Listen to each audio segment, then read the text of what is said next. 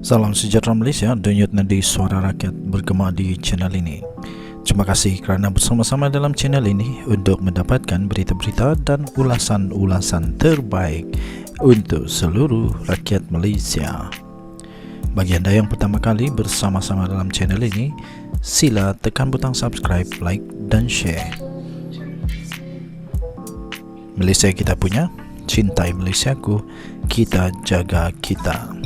Sekali lagi, bagi anda yang pertama kali, sila tekan butang subscribe, like dan share. Kita mulakan berita menarik hari ini. Salam sejahtera Malaysia, denyut nadi suara rakyat bergema di channel ini. Berita terkini, kes Daim, SPRM serbu rumah dan siasat Akbar Khan, 14 Mac 2024. Suruhanjaya Pencegahan Rasuah Malaysia SPRM telah menyerbu rumah dan menyiasat ahli perniagaan serta pemaju hartanah Akbar Khan berhubung dakwaan kes rasuah melibatkan bekas Menteri Kewangan Tun Daim Zainuddin. Memetik laporan CNA, pemegang saham utama BRDB Development Sdn Bhd itu disiasat berikutan terdapat dakwaan pengubahan wang haram dan rasuah. Susulan itu, pihak berkuasa telah menahan beliau dan menyoal siasat pada minggu lalu selepas menyerbu rumah serta premis perniagaan miliknya di Kuala Lumpur. Menurut sumber kanan SPRM, akaun perniagaan dan peribadi milik Akbar telah dibagukan dan beliau telah diarahkan supaya mengisytiharkan semua aset termasuk pegangan kewangan keluarganya. Berikutan kejadian terwabit, pemaju hartanah tersebut dijangka akan dipanggil semula untuk disoal siasat bersama beberapa individu lain dalam tempoh masa terdekat. Kedua-dua individu terbabit berperanan dalam penghantaran balik saham beku bernilai AS 4 bilion atau bersamaan kira-kira 18.75 bilion yang pernah disenaraikan dalam Central Limit Book Order CLOB. Namun, pasaran perdagangan Singapura tidak lagi berfungsi dalam urus niaga yang melibatkan pertukaran pegangan saham di konglomerat Multipurpose Holding Berhad, Multipurpose Holding Berhad MPHB pada akhir 1990-an dan 2000 di Malaysia. Difahamkan siasatan itu turut dikaitkan dengan pengambil alihan Akbar ke atas MPHB pada 1999 termasuk struktur perjanjian tersebut.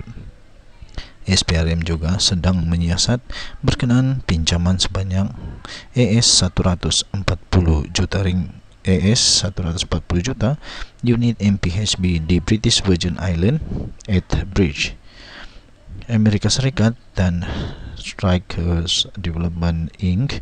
yang digunakan untuk memperoleh kawalan saham MPHB daripada ahli perniagaan Lim Tian Kiat. Akbar juga telah memperoleh hak eksklusif dalam meletakkan asas pengambilan alihan MPHB daripada Menteri Kewangan yang ketika itu dipimpin oleh Daim dalam mengendalikan penghantaran balik saham beku bernilai lebih AS 4 bilion di CLOB. Menerusi pejabat Akbar, mereka enggan mengulas sebarang kenyataan berhubung penyiasatan itu dan memberi tumpuan terhadap keadilan kes berkenaan. Sebelum ini, Tuan Puan Naimah Abdul Khalid mengaku tidak bersalah di Mahkamah Session Kuala Lumpur atas satu pertuduhan gagal mematuhi notis SPRM dengan tidak mengisytiharkan 12 aset harta antaranya di Ibu Negara dan Pulau Pinang. Susulan itu, Daim juga telah disiasat di bawah Seksyen 23 Akta SPRM 2009 dan Seksyen 4-1 Akta Pencegahan Pengubahan Wang Haram, Pencegahan Pembiayaan Keganasan dan Hasil daripada Aktiviti Haram 2001. Dan nadi suara rakyat bergema di channel ini. Jangan lupa untuk tekan butang subscribe, like dan share. Malaysia kita punya, cintai Malaysiaku, kita jaga kita. Bye. Salam sejahtera Malaysia. Hadi Awang sudahlah jarang-jarang datang parlimen.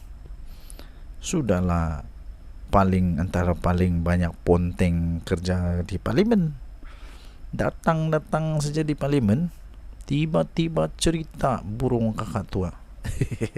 Selalu tiada di parlimen, sekali datang gelar kerajaan ibarat burung tiung dan kakak tua. Seolah-olah dewan ni tak sedar diri lah. Seolah-olah Hadi Awang ni tak sedar diri. Patutnya dia sedar dulu bahawa dia tu manusia yang paling antara yang paling banyak kali ponteng pergi parlimen. Barulah cakap. Sepatutnya dia sedar diri bahawa dia ada peluang itu untuk cakap tentang negara, bukan cakap tentang burung tiung dan kakak tua. Siapa yang boleh nafikan Hadi Awang antara juara tidak pergi parlimen, juara ponteng parlimen? Siapa yang boleh nafikan? Itu faktanya. Itulah fakta dia. Jadi Hadi Awang, kalau dia cakap kerajaan macam burung tiung, Hadi Awang apa? Apa yang sesuai untuk dia yang selalu jarang pergi parlimen ini? Dia jadi chip semua agaknya. Jadi chip semua. Ini saya tunjuk chip semua. Chip semua. Ini chip semua. Ding ding ding. Chip semua. Bolehkah Hadi Awang macam chip semua? Kejap ada, kejap tak ada. Sekejap ada, sekejap tiada. Mungkin Hadi Awang tidak suka dia disamakan jadi chip semua. Jadi kalau dia tidak suka disamakan sebagai chip semua, janganlah samakan orang pula dengan burung kah dan macam-macam lagi. Selalu tiada di parlimen, sekali datang gelar kerajaan diterajui Datuk Seri Anwar Ibrahim ibarat burung tiung yang hanya tahu mengikut kata-kata tuannya tanpa memahami maksud. Presiden PAS itu, Tan Sri Abdul Hawang itu juga melabel pemimpin kerajaan sebagai burung kakak tua. Dan menurutnya walaupun tua tapi tidak tahu bercakap. Jadi Hadi Awang ni tahu bercakap kah? Cuba suruh dia berucap konon apa yang dia ucap, apa yang selalu keluar di mulut Hadi Awang. Pandai kah dia bercakap? Pandai kah dia berucap? Ahli Parlimen Marang itu turut mengkritik pihak yang bercakap berkaitan madani tapi tidak tahu makna sebenar perkataan itu. Hadi Awang tahu kah? Cuba terangkan apa itu madani. Cubalah terangkan apa itu madani. Sepatutnya waktu dia bercakap di parlimen 12 minit tu, dia cerita tentang madani, bukan cerita tentang burung tiung. Abdul Hadi. Beliau berkata demikian ketika menjawab celahan daripada Datuk Abdul Rasul Wahid, PN Hulu Terengganu, yang bertanya, adakah beliau setuju kerajaan sekarang seperti burung tiung, bercakap tapi tidak tahu apa yang dicakapkan.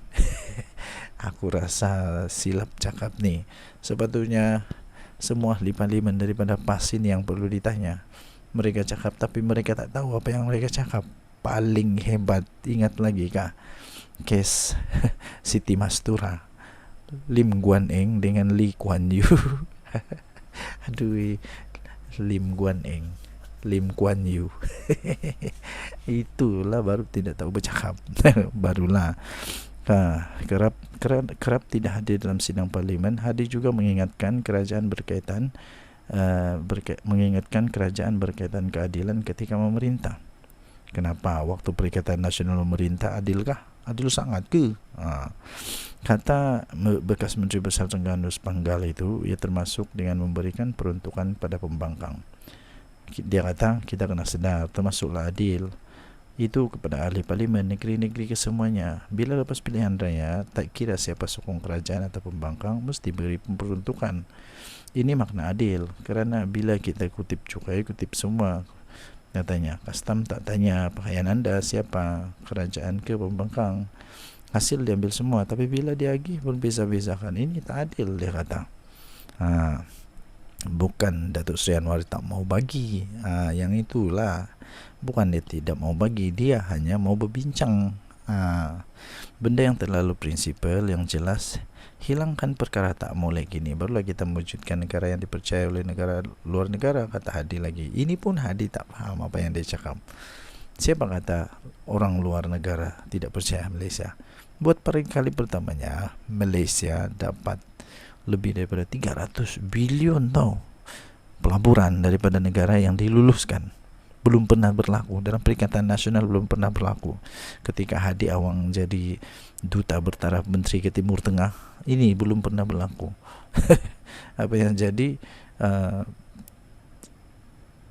ketika sekarang orang luar negara percaya, itulah berlaku begitu. Ini pun Hadi Awang tak boleh faham. Bekas Duta Khas Perdana Menteri ke Timur Tengah itu berkata demikian pada sesi perbahasan usul menjunjung titah diraja yang di-Pertuan Agong di Dewan Rakyat hari ini. Kita jumpa lagi.